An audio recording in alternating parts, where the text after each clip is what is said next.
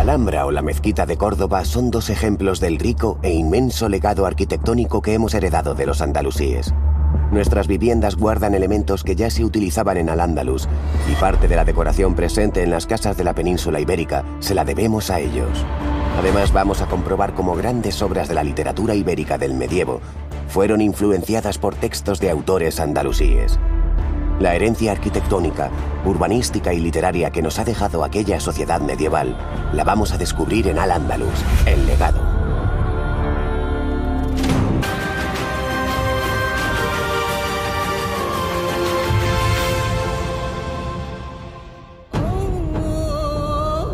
En Al-Ándalus, tanto judíos, cristianos como musulmanes compartieron una cultura común, que era la cultura andalusí, y que era un espacio que englobaba buena parte de la actual España y de Portugal.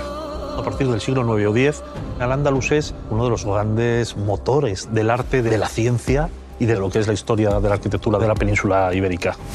La literatura medieval española no se puede entender sin las traducciones que se hacen de cuentos y de toda una serie de motivos que vienen de la literatura árabe. La arquitectura islámica es una muestra de sincretismo o una muestra de mestizaje. Todo el arte es el fruto de la incorporación de diferentes influencias. En el caso de la arquitectura andalusí, hay un muy importante componente oriental con influencias del mundo bizantino y con determinados componentes del mundo visigodo. Es un patrimonio que por su monumentalidad es un paisaje nuestro, un paisaje que vivimos y que obviamente tenemos que conservar como realidad nuestra. La nueva arquitectura que se asentó en la península ibérica contó con un personaje fundamental para su desarrollo. Un monarca que entendió que las grandes construcciones definían a los grandes estados e imperios. Abderramán III como constructor o como gobernante fue una pieza clave. Abderramán III logró apaciguar Al-Ándalus, que durante las últimas décadas del siglo IX y las primeras décadas del siglo X era un territorio muy inestable, que amenazaba con la continuidad del emirato, de la dinastía. El reinado de Abderramán III tenía un elevado número de rebeldes internos y además los cristianos estaban aprovechando esa debilidad interna para volverse más agresivos. Logró poner fin a esas disensiones internas mediante la violencia y volvió a iniciar las campañas militares contra los cristianos y a obtener victorias y a frenar el avance, sobre todo en la zona de León. Después de 17 años luchando contra el enemigo cristiano en el norte y contra los malditos insurgentes dentro de mi reino, ha llegado la hora de parar. Es el momento de pensar en el futuro de Al-Ándalus y reclamar la herencia de nuestros antepasados, los califas omeyas de Damasco. Cuando consigue acabar con los rebeldes internos, decide proclamarse califa en el año 929. De manera que Abderramán III funda ese califato independiente de Córdoba. Una vez que ha pacificado internamente Al-Ándalus, hay un crecimiento económico fuerte, la agricultura se desarrolla, se incrementan las relaciones comerciales, de manera que es un mundo que se enriquece. Pero por otra parte, cuando las fuentes hablan de Abderramán III, se refieren siempre en términos negativos, de una gran crueldad. De manera que las anécdotas que cuentan, pues una de ellas es donde una esclava le esquiva un beso que pretende darle y ordena que le corten la cabeza. Condenó a muerte a uno de sus hijos, al que acusó de conspirar contra él, y acabó con su vida y con la de quienes le habían apoyado. Sin embargo, mucho más allá de eso, Abderramán III es capaz de dar ese paso enorme, gigante, de desarrollar un programa cultural, un programa arquitectónico que hoy nos sigue asombrando a todos. El Califato de Córdoba se merece una obra arquitectónica a la altura del gran reino que he creado, por la gracia de Alá. Un monumento que asombre a los embajadores que lo visiten y que sirva para que las generaciones venideras recuerden al primer califa de estas tierras, Abderramán III. ¿Cuál fue la gran obra de este califa? ¿Pudo hacer realidad su sueño? Ha llegado hasta nuestros días. Otro gran legado arquitectónico andalusí que permanece en pie es la Mezquita de Córdoba. ¿Cuál es el origen de esta construcción religiosa? ¿Qué secretos guarda este emblema de Andalucía? La Mezquita de Córdoba se inicia a mediados del siglo VIII por el emir Abderramán I y además es la mezquita más antigua que conservamos y de la que tenemos noticias. La información arqueológica más reciente apunta a que en el lugar donde se construye la mezquita Aljama de Córdoba por parte de Abderramán I existía un amplio espacio urbano ocupado por las instalaciones vinculadas directamente con el obispo visigodo de la ciudad, lo que en todas las ciudades de época tardoantigua se conoce como los complejos episcopales. Sabemos, porque hay mucha documentación histórica, textual y arqueológica, que hay esa tradición de ocupar, después de la conquista musulmana, una parte de ese espacio para construir un edificio de culto religioso. En Córdoba debió suceder algo parecido. La Mezquita de Córdoba tuvo bastantes ampliaciones a lo largo de los siglos, que se van sucediendo entre el siglo VIII y el X. La primera etapa, Abderramán I, y siempre ampliando hacia el sur, hacia el Guadalquivir.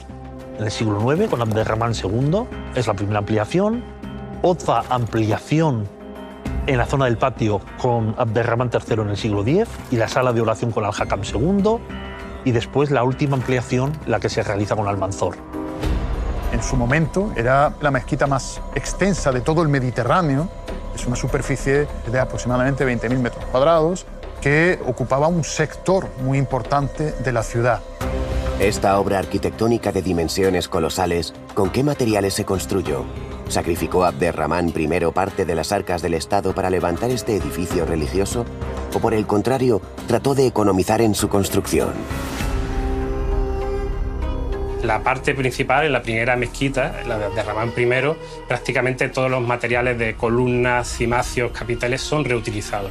Son capiteles romanos, visigodos, y estos elementos, estos materiales no se utilizan porque no tuvieran recursos para hacer algunos suyos propios. No es esa la cuestión, sino que se utilizan en gran medida para unirse a los imperios previos. La ocupación de sitios y la reutilización de materiales en la arquitectura islámica es muy habitual. Es una tradición que viene desde el mundo tardorromano, del mundo bizantino, del que bebe el mundo islámico oriental, y por supuesto es una tradición que se mantiene en el mundo omeya oriental. Entonces esa forma de mostrar el reaprovechamiento de esos materiales es una forma de legitimar la autoridad y el dominio que se tiene sobre un determinado territorio. La Mezquita de Córdoba se comenzó a levantar en el siglo VIII. ¿Cómo era por dentro? ¿De qué manera se modificó este emblema de Córdoba tras sus continuas ampliaciones? Las características arquitectónicas de la mezquita se mantienen en esencia desde la primera construcción y la principal característica que define este edificio es su interior, que está formado por una serie de hileras de columnas que sostienen unos arcos de herradura. El arco de herradura es algo que está muy presente y es muy característico de la arquitectura andalusí. Con esa bicromía de ladrillo rojo y dovelas de caliza, es una especie de logotipo de la mezquita de Córdoba, de manera que ese orden superpuesto de arcos de herradura y un arco de medio punto, que permite elevar la altura del edificio para sostener una cubierta muy singular que sirve para la evacuación en los momentos de lluvias intensas que normalmente en Córdoba se suelen dar. La Mezquita de Córdoba fue desde su construcción el lugar de oración más importante de Al-Ándalus. En su interior, los musulmanes se reunían para rezar a Alá. ¿Pero compartían el mismo espacio las clases altas y la plebe? Existía un lugar reservado para los califas.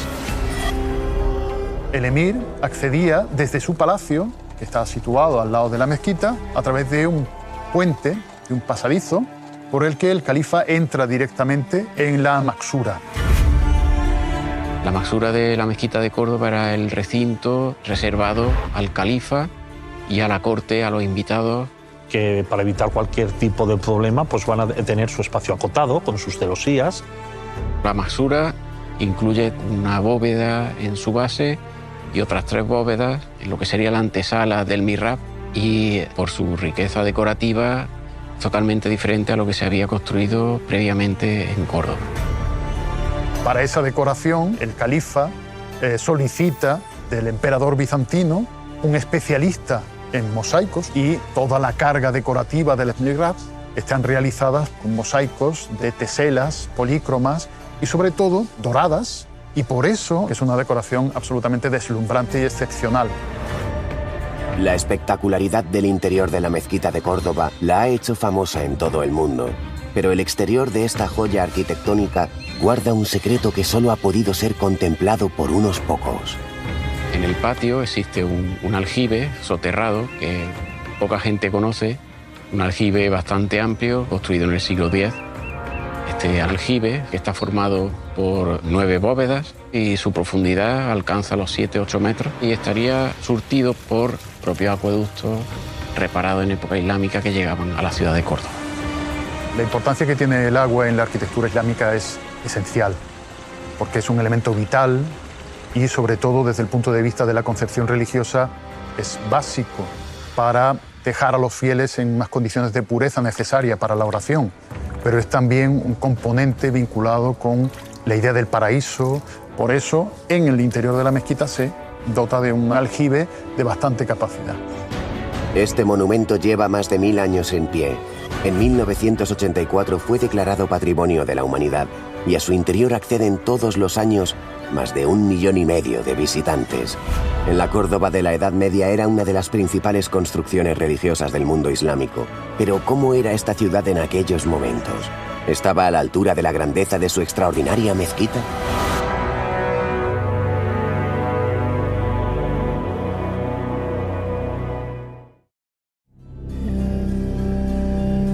La mezquita de Córdoba era la gran seña de identidad de la capital del califato. Pero ¿cómo era esta ciudad hace más de 1000 años? ¿Mantenía algún parecido con la Córdoba actual? Córdoba fue una ciudad importante en época romana y tardoantigua y fue la capital de la etapa más floreciente de Al-Ándalus. Era una ciudad que despertaba asombro por su extensión, por su población, por su urbanismo. Ese protagonismo no se puede entender sin el desarrollo del comercio, que es lo que explica el que Córdoba llega a tener una extensión muy considerable. Era una ciudad que contaba con infraestructuras fundamentales. Había mezquitas en cada barrio, había espacios reservados para los cementerios, había mercados para la distribución y la comercialización de los productos que abastecían la ciudad. La ciudad de Córdoba en el siglo X era más extensa que la ciudad de Córdoba de principios del siglo XXI. Los cálculos que se están haciendo con nuevos procedimientos nos dan una cifra de población muy próxima a la de la población actual, 325.000, 350.000 habitantes. Córdoba llega a tener una extensión que poquísimas ciudades contemporáneas pudo tenerlo.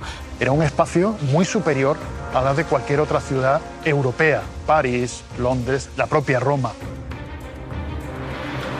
A las únicas ciudades a las que se puede aproximar son a otras ciudades califales del mundo islámico, Bagdad o el Cairo, porque el mundo islámico es un mundo que potencia la vida urbana y Córdoba es una de esas ciudades excepcionales del mundo mediterráneo en el siglo X. La bonanza económica de Al-Ándalus se tradujo en un rápido desarrollo de sus ciudades. ¿Cómo se plantearon la organización de las urbes? ¿Cómo eran sus calles? ¿Existían zonas comunes en el urbanismo andalusí? ¿Hemos heredado algún concepto de su forma de ordenar una ciudad? En el siglo VIII se producen dos fenómenos: la reutilización de ciudades que ya existían o la fundación de nuevas ciudades. En Al-Ándalus, sobre todo a finales del siglo IX, principios del X, en las ciudades no hay una gran transformación a nivel urbanístico o arquitectónico, sino que se están reutilizando los espacios preexistentes, tanto a nivel religioso como a nivel doméstico. Prácticamente se adecúan a lo que hay y sobre ello van evolucionando.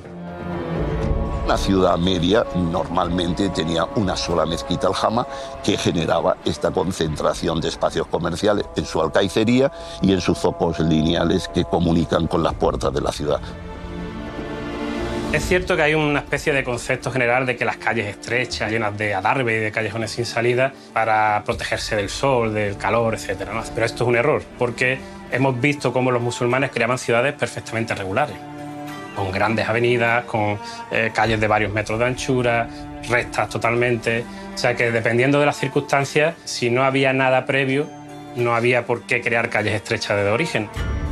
Entonces, ¿por qué razón estas ciudades acaban caracterizándose por sus calles estrechas y sus callejones sin salida?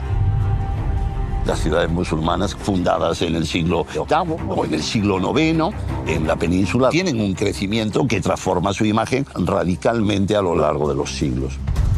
En Al-Ándalus se produce una legislación que va haciendo que la ciudad evolucione de una forma muy curiosa y muy peculiar. El espacio que hoy podríamos decir como público, en el mundo islámico se considera como un espacio común, pertenece a todos. Entonces, todo habitante tenía de alguna forma derecho sobre ese espacio público.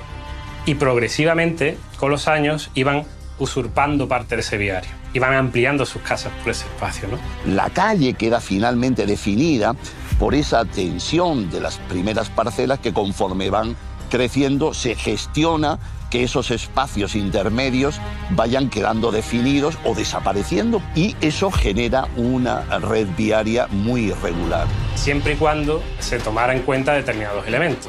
Por ejemplo, preveían que en las calles principales debería dejar el espacio suficiente para que pasara un animal con alforjas. Incluso llega a haber un elemento muy interesante que se llama el derecho de finá. Ese derecho de finá lo que hace es que el musulmán tiene realmente el derecho de utilizar el espacio en torno a la vivienda para determinados elementos. Por ejemplo, amarrar bestias, crear una especie de banco o poner un tenderete. Es decir, puede utilizar ese espacio virtual en torno a su casa para esos elementos. El derecho de finá otorgaba a los habitantes de las ciudades andalusíes la posibilidad de tomar parte de la vía pública. Pero ¿qué ocurría cuando ese espacio era insuficiente para los propietarios de las viviendas?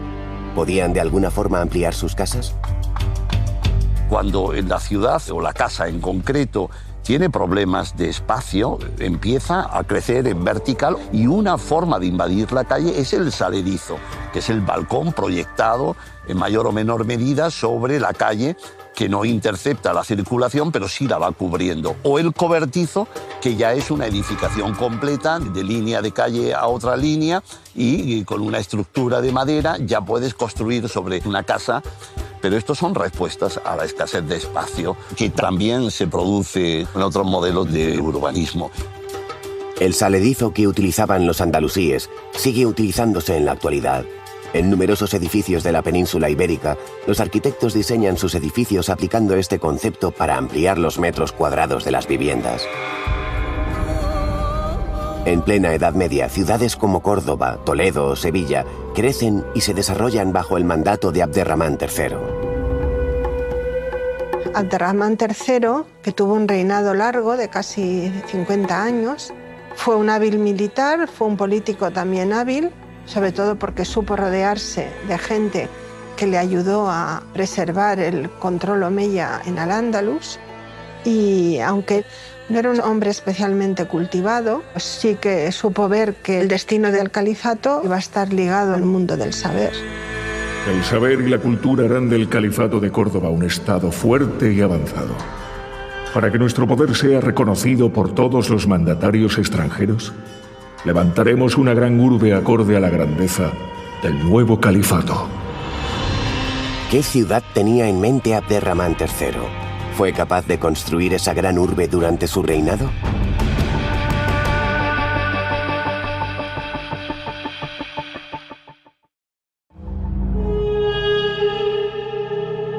El urbanismo en las ciudades andalusíes se regía por las ampliaciones de las viviendas que los vecinos acometían en cada barriada. Pero ¿cómo era la vida dentro de sus hogares? ¿Cómo se organizaban las familias? El modelo de familia es una familia amplia, no el tipo de familia que ahora mismo vemos, que es la nuclear, la pareja, hijos. Es decir, cuando nos vamos a la Edad Media y más a sociedades musulmanas, tenemos que hablar de una amplitud de parejas vinculadas a la familia. Bueno, en la arquitectura doméstica fue muy importante siempre la preservación de la intimidad en el interior de la casa. Es una arquitectura que llega a ser tanto hermética, no tiene a menudo aperturas hacia el exterior visibles. Esto sin duda pasa por que en el mundo musulmán el honor de la familia reside en el grupo femenino. Y entonces son casas que se hacen para el aislamiento de la mujer con el fin de que la mujer no tenga contactos directos, ni verbales ni visuales, con varones que no sean de la familia.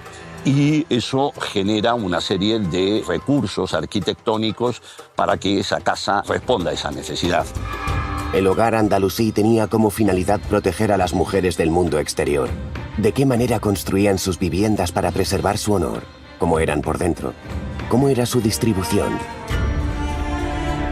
Este modelo de casa andalusí es en gran medida una vivienda totalmente hermética, ciega hacia el exterior. Solamente se abre hacia el exterior en puntos en los que puedes ver sin ser visto. Al entrar al interior es cuando realmente veías la magnificencia de esas casas, ¿no? Prácticamente hay una sola entrada. Es una puerta que se puede abrir en su totalidad para poder entrar elementos de volumen, pero en condiciones normales hay un portillo que cuando se abre te tienes que agachar para poder entrar o salir. Entonces, cualquiera que pasa por la calle erguido nunca verá el interior, porque te tienes que doblar para entrar. Y además se intercala entre la puerta y el patio un espacio denominado zaguán. El zaguán es un espacio intermedio entre la puerta y el patio que se genera para impedir que la puerta, cuando se abre en su totalidad, alguien que pasa desde el exterior pueda ver el interior del patio. La casa es el espacio primordialmente femenino y normalmente en estas casas sí había una algorfa, una pieza independiente de la casa, en el sentido que no se tenía que entrar al patio, se hacía desde el propio zaguán para que los hombres puedan llevar la vida comercial, docente o de amistades junto al zaguán sin penetrar en la casa. Y además hay que tener en cuenta que el centro neurálgico de esa vivienda es un gran patio, normalmente cuadrangular, rectangular y muy polifuncional, donde también solía haber vegetación.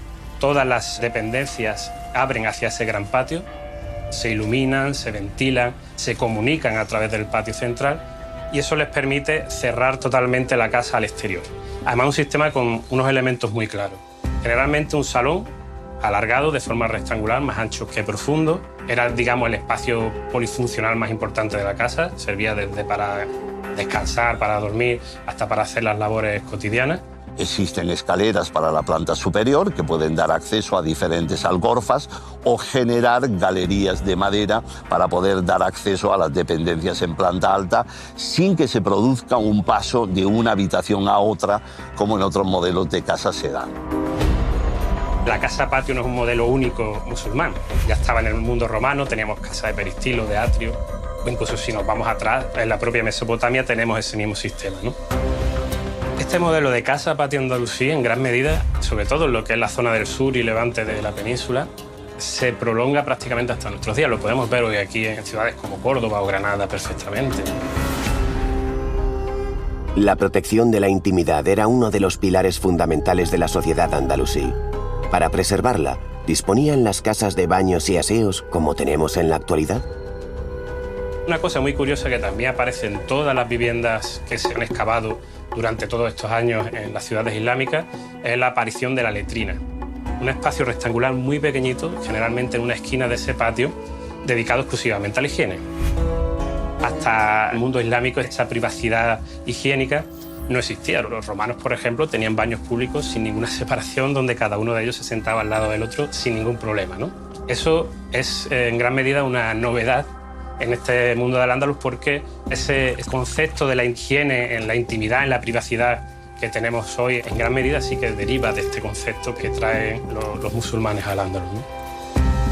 Parece claro que la higiene y la intimidad tenían una especial relevancia en los hogares de Al-Ándalus. Esas viviendas, donde se desarrollaba gran parte de la vida de los andalusíes, ¿cómo las construían? ¿Qué materiales se utilizaban en su edificación?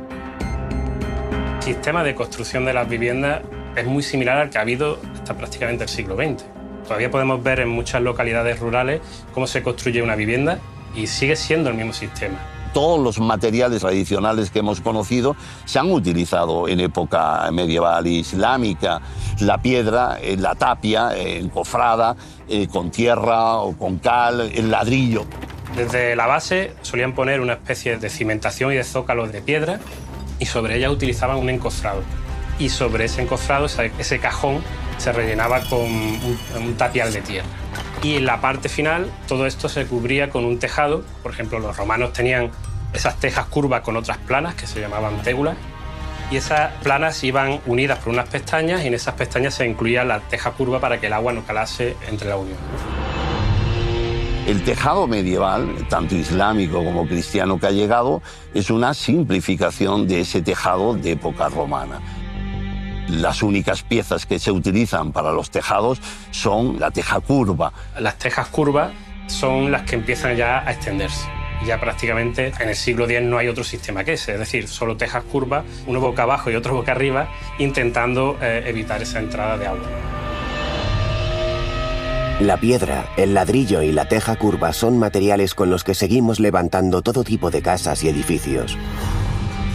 Las grandes construcciones tuvieron un papel relevante durante el reinado de Abderramán III, un califa cuyo sueño fue fundar una nueva ciudad de dimensiones gigantescas.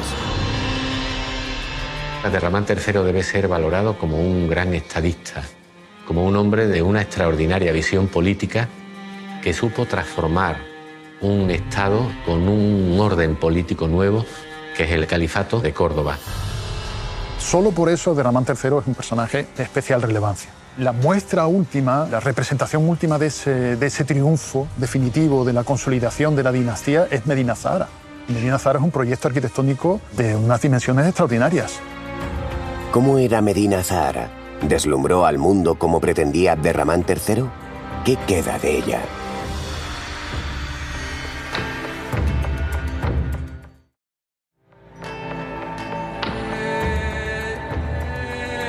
Medina Zahara surge como la necesidad de buscar una nueva sede a la altura de la nueva dignidad califal que había adquirido Abderramán III. Medina Zahara es el símbolo por excelencia del triunfo de la sociedad islámica, del modelo social islámico, de la estructura política islámica. Es una ciudad que debió ser espectacular. Era una forma en la que Abderramán III venía a decir a los habitantes de Al-Ándalus y a los embajadores que llegaban allí que esto es una representación del paraíso en tierra y con esto yo estoy demostrando que quien me obedece alcanzará la salvación. Medina Zahara se nos presenta como una ciudad deslumbrante, espectacular. ¿Cómo era realmente? ¿Cuáles eran sus dimensiones? Medina Zahara significa la ciudad de Zahra, que es uno de los nombres de la hija del profeta, Fátima, aunque también se puede traducir como la ciudad deslumbrante, la ciudad brillante. Es una ciudad de 1.500 metros, 1,5 kilómetros por 750, en una zona con una topografía irregular que implica unas obras de infraestructura, de aterrazamiento tremendas. Medina Zahara, que se funda en torno al 940. La ciudad se construye a lo largo de 50 años, partiendo en dos, 25 años adjudicados a Abderramán III y 25 años a Al-Hakam II. Y se construye a unos 8 kilómetros al oeste de Córdoba. Una ciudad de esa grandeza, de esas dimensiones, ¿por qué se construye tan cerca de Córdoba, una de las urbes más importantes de la Edad Media? Abderramán III lo que hace es continuar una práctica que ya se había iniciado en Oriente y que vinculaba la dignidad califal con la construcción de nuevos centros urbanos que terminan transformándose en las capitales de los respectivos califatos. Esto es lo que ocurre con Medina Zahara. De ahí también la necesidad de que se construya junto a Córdoba. Medina Zahara y Córdoba se relacionan en términos de complementariedad. De hecho, lo que se produce es un fenómeno de capitalidad compartida. Medina Zahara se convierte en una ciudad administrativa y simbólica. Y Córdoba mantuvo siempre la preeminencia religiosa y, en definitiva, Medina Zahara se convirtió en el símbolo del poder. Es una ciudad que está construida en la falda de la sierra, está construido también en terrazas marcando el lugar preferente. Todo eso está destinado a lanzar hacia el exterior un mensaje de poder, de capacidad y de dominio, que era en última instancia lo que pretendían los califas omeyas. Desde Medina Zahara, Abderramán III podía contemplar unos dominios que se extendían más allá de donde alcanzaba su vista. ¿Cómo era su vida dentro de esta ciudad? ¿Dónde residía? En el Alcázar viven el califa y el príncipe heredero, porque el resto de los hijos sabemos que una vez que alcanzaban la mayoría de edad se les daba casas y de alguna manera se les obligaba a salir del palacio para que no interfirieran en el desarrollo político del heredero. Y el califa pasa una parte de su tiempo en la residencia de Medina Zahara y otra parte de su tiempo la pasa en Córdoba. Medina Zahara fue centro administrativo del Califato de Córdoba y residencia de sus gobernantes. ¿Qué otras funciones tuvo aquella ciudad andalusí? Medina Zahara fue un gran centro diplomático. En la época califal conocemos más de una decena de embajadas con el mundo bizantino, pero también conocemos embajadas con los francos y, por supuesto, embajadas con los príncipes bereberes del norte de África que apoyan a los omeyas. Para recibir a los diferentes embajadores que llegan a mi califato, he mandado construir con el favor de Alá el Salón del Trono. La multitud de columnas unidas por arcos de herradura, las paredes talladas en mármol, ligadas a una exquisita y generosa vegetación, impactan en el extranjero que por primera vez pisa esta suntuosa sala. De esta manera, cualquier comitiva se rendirá ante la grandeza del Califato de Córdoba. La práctica de entregar regalos en los intercambios de embajadores es una práctica antigua que venía de Oriente y, desde luego, algunos de esos regalos eran libros que tenían un contenido eminentemente cultural y científico. Durante años, embajadores de distintos lugares del mundo conocido pasaron por aquella joya arquitectónica llamada Medina Zahara. Pero ¿qué ocurrió con esta ciudad andalusí que ha llegado hasta nosotros? El periodo de vida de Medina Zahara va teóricamente desde el 936 hasta la primera década del siglo XI, en el que comienza un proceso de desintegración del califato. Y lo que nos queda es lo suficiente para que nos podamos imaginar cómo debió deslumbrar esa ciudad a los que la visitaban, ¿no? Estos restos arqueológicos pertenecieron a una ciudad que despertaba la admiración de aquellos que la visitaban hace más de 10 siglos. A Medina Zahara llegaban textos y tratados que recogían el saber de aquel momento. Más allá de los muros de esta gran urbe, ¿qué importancia tenía la escritura y la palabra en la sociedad andalusí? ¿Se llegó a cultivar el arte de la literatura? La literatura es uno de los ámbitos, las disciplinas más destacadas del Andalus, de modo que todo lo que se escribía en Oriente llegaba al Andalus y todo lo que se hacía en el Andalus, especialmente en Córdoba, llegaba a Bagdad. La literatura andalusí pues era variada, había literatura narrativa como relatos y luego también la poesía tenía una gran importancia. En estos tiempos surgió la maqama. La maqama es un género literario del siglo X, XI, XII.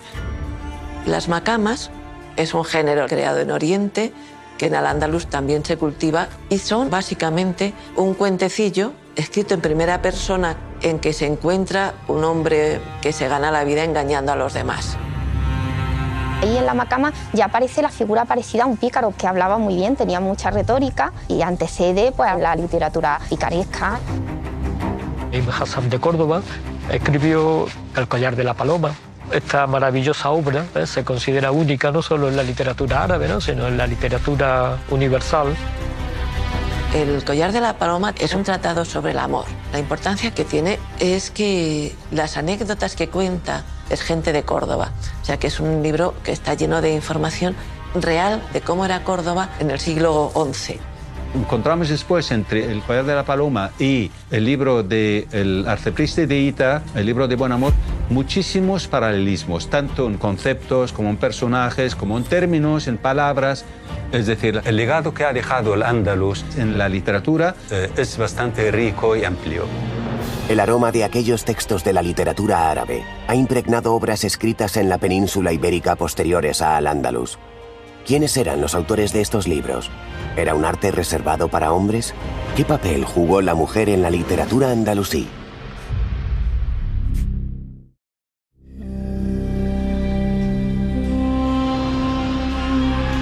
Aquí había cientos y cientos de poetas, de escritores.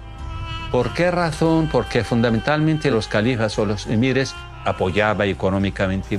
Eso ayudaba muchísimo a la expansión de la literatura. Luego la literatura andalusí, sobre todo, ha destacado por la poesía. Poetas maravillosos, ¿no? Como Al-Mutami de Sevilla, Zaidún o Ibn Jafaya, ¿no? De Alcira, que se conservan todos sus diwanés. La literatura andalusí parece que estaba estrechamente ligada a los hombres. ¿Qué ocurría con las mujeres? ¿Podían dedicarse al noble arte de la escritura? Las mujeres estaban más bien subordinadas al hombre, tanto en la sociedad medieval andalusí como en el mundo cristiano, ¿no? Entonces no tenían el mismo reconocimiento que tenían a lo mejor los poetas de género masculino y a veces pues tenían que utilizar seudónimos o poesías que nos han llegado de hombres puede que fueran también de mujeres. Las mujeres que cultivaron la literatura en Al-Ándalus se enfrentaban a las normas impuestas por una sociedad patriarcal como era la andalusí. ¿De aquellas escritoras ha llegado el nombre de alguna hasta nosotros? Las mujeres que escriben en Al-Ándalus son todas de un sustrato cultural elevado. Unas 35 poetisas se conoce y de todas ellas, pues al menos un poema, un fragmento de poema que tenemos de cada una. Luego hay pues, de algunas poetisas que se conservan más poemas, por ejemplo, Walada. Walada fue una princesa. El padre era el califa Muhammad al-Mustakfi, que fue asesinado. Vivió pues, durante prácticamente todo el siglo XI y vivió más de 80 años. Era una mujer bien formada y juntaba en su casa a muchos poetas donde recitaban, donde hablaban de la poesía, hablaban de la cultura y además era una mujer liberal. Parece ser que Walada pues, estaba muy enamorada de Zaidún, que era un poeta que era muy conocido, y entonces se escribieron unos poemas amorosos y hubo una relación entre ellos muy buena, de amor. Siento un amor por ti, que si los astros lo sintiesen, no brillaría el sol, ni la luna saldría, y las estrellas no emprenderían su viaje nocturno. Pero su relación con Zaidún se estropea porque Ibn Zaidún se enamora de su esclava. Y entonces también sus poemas de despecho, ese amor, pues los expresaba con todo el candor satírico pues, que le permitía en la época. Walada, para su época, desde luego, era una mujer absolutamente, entre comillas, revolucionaria, porque no cumplía los cánones conocidos en aquel momento para las mujeres. Ese espíritu transgresor, ¿qué le supuso a esta princesa? ¿Tuvo problemas en la tradicional sociedad andalusí? En Al-Ándalus, tanto hombres como mujeres plasmaban en papel sus obras literarias. Pero el arte de la escritura también encontró otra forma de expresión que nada tenía que ver con los libros. El cultivo de la literatura va unido al cultivo de la arquitectura y de la caligrafía. La escritura va a alcanzar un carácter decorativo espectacular. Va a ser un elemento que va a tener un desarrollo de gran belleza y lo vamos a ver en muchísimos edificios. Los musulmanes van a utilizar la caligrafía como un elemento para ellos de identidad, de evocación de la religión. El gran templo de la epigrafía de Al-Ándalus es la Alhambra de Granada, donde tenemos inscripciones de carácter cronológico, descriptivas, tenemos poesía. Tenemos inscripciones coránicas y luego también hay inscripciones muy bellas, desiderativas, por ejemplo, al-yumn o al-iqbal, dicha y prosperidad, baraka, que es una expresión que se utiliza para decir bendición, buena suerte. Es decir, siempre para evocar como una especie de mantra, porque se van repitiendo, y además tenemos pues la aportación de la poesía que hace hablar a la Alhambra en primera persona, porque los poemas se ponen en nombre de la arquitectura, como si fuera la arquitectura la que habla, y en muchas ocasiones es una primera persona del femenino que se va a presentar como bella, espléndida. La arquitectura y la literatura se funden en las paredes de construcciones como las de la Alhambra. Este monumento tan representativo de Granada, ¿con qué fin se construyó? ¿A qué debe su nombre? ¿Qué maravillas esconde esta joya arquitectónica andalusí?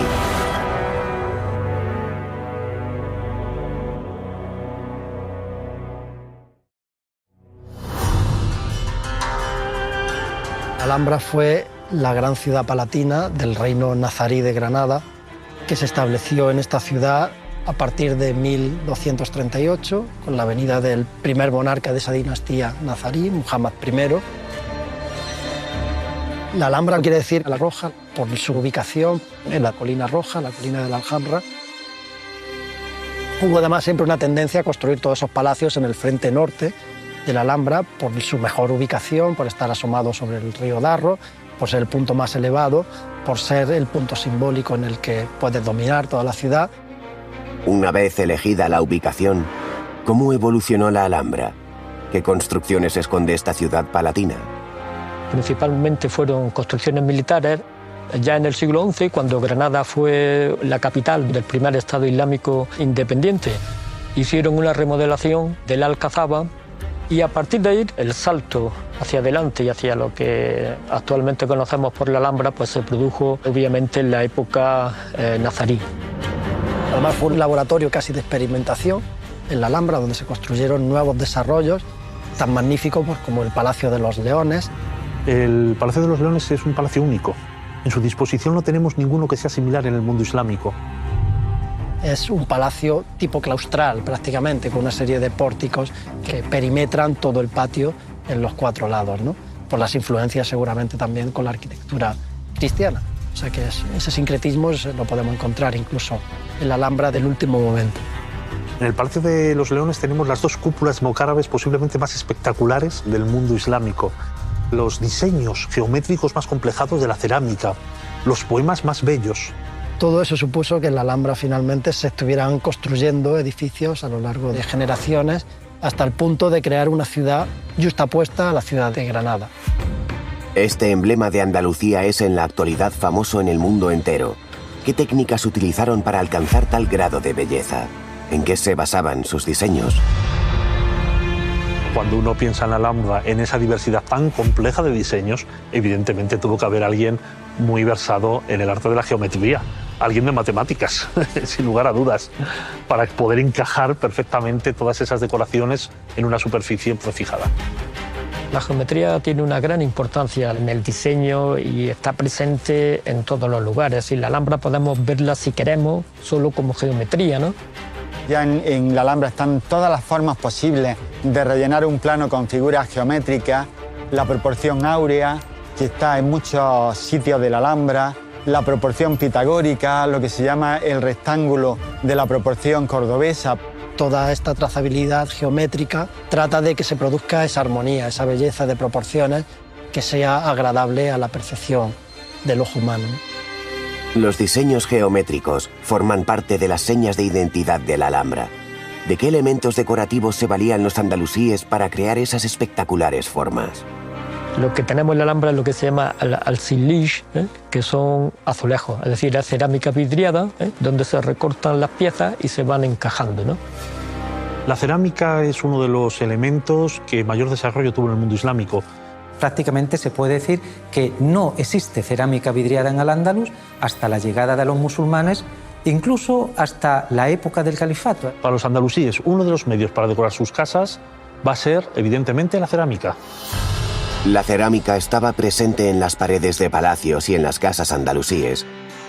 ¿Cómo era la decoración de esa cerámica ornamental? La cerámica vidriada supuso una aportación importante en el mundo decorativo. Es mucho más bella una cerámica vidriada porque tiene unos colores brillantes, muy contrastados, que permite reproducir no solo motivos geométricos, también motivos ornamentales, como paisajes o como figuras diversas, ¿no? Y el periodo de máximo esplendor de Al-Ándalus en el mundo de la cerámica va a ser sobre todo el siglo XIV y XV con la loza dorada nazarí, que después todo este mundo lo va a imitar la cerámica valenciana de Manises, que va a ser la gran heredera de la cerámica de loza dorada nazarí. La cerámica andalusí continúa estando de moda. Sus diseños geométricos siguen cautivando a diseñadores, interioristas y, cómo no, al turismo, que cada año visita la península ibérica. Hace 10 siglos vivió en estas tierras una mujer cuya particular forma de entender la vida sigue siendo referente y fuente de inspiración en nuestra sociedad actual. Igualada se dedicaba fundamentalmente al cultivo de la cultura y a la divulgación cultural y a la escritura, era su principal dedicación. Ella era, en cierta medida, una mujer rebelde. se rebelaba, porque estamos hablando de una sociedad, de una religión que es el Islam, que limita muchísimo los movimientos y los derechos de la mujer. Y tuvo actitudes muy liberales de ella, vivir su forma de vida respecto a otras mujeres de su época. Pero ella no hizo caso a todas estas limitaciones y tuvo el valor para poder juntarse con los hombres y expresarse de una forma libre. Tiene variedad de poemas, tiene poemas muy amorosos y algún poema como de autoelogio, que resulta bastante transgresor, ¿no? Y refleja su empoderamiento pensando desde la mentalidad actual. Estoy hecha por Dios para la gloria y camino orgullosa por mi propio camino. Doy poder a mi amante sobre mi mejilla y mis besos ofrezco a quien los desea. Tenía una relación muy igualitaria con otros escritores y con otros personajes. Entonces eso pues estaba rompiendo las convenciones sociales y yo destacaría pues su carácter como precursor de lo que es pues, temas de búsqueda de la igualdad de la mujer, de empoderamiento, de ser independiente y de un poco romper con los moldes del patriarcado. Y de hecho existen algunas asociaciones de mujeres con el nombre de Wallada. Quizás la compararía en Granada con Mariana Pineda o también con las sufragistas, como por ejemplo Campo Amor y con Victoria King, que son mujeres rompedoras, mujeres que también están ahí con un papel en el feminismo clave. Además, la figura de Wallada realmente después ha sido una fuente de inspiración para muchos poetas, muchos escritores, muchas pinturas que representan a la figura de Wallada. La princesa Wallada se manifestó a través de sus poemas como una mujer liberal y rebelde que habitaba en un mundo dominado por los hombres y cuya figura todavía hoy sigue sirviendo de inspiración. De Al-Ándalus hemos heredado grandes construcciones que son conocidas en el mundo entero y que tuvieron en el califa Abderramán III uno de sus grandes valedores. Sus obras literarias y poemas han influido en épocas posteriores y elementos de nuestras viviendas, como la teja curva, el azulejo o las letrinas, ya las utilizaban los andalusíes en sus propias casas hace más de 1000 años. A esta sociedad andalusí también le debemos en parte nuestra forma de comer y sentarnos a la mesa. Trajeron a la península ibérica el sistema numérico decimal, además de otras ramas de las matemáticas, como el álgebra o la trigonometría. La herencia de aquella sociedad que habitó en estas tierras durante casi 8 siglos, la seguiremos descubriendo en Al-Ándalus, el legado.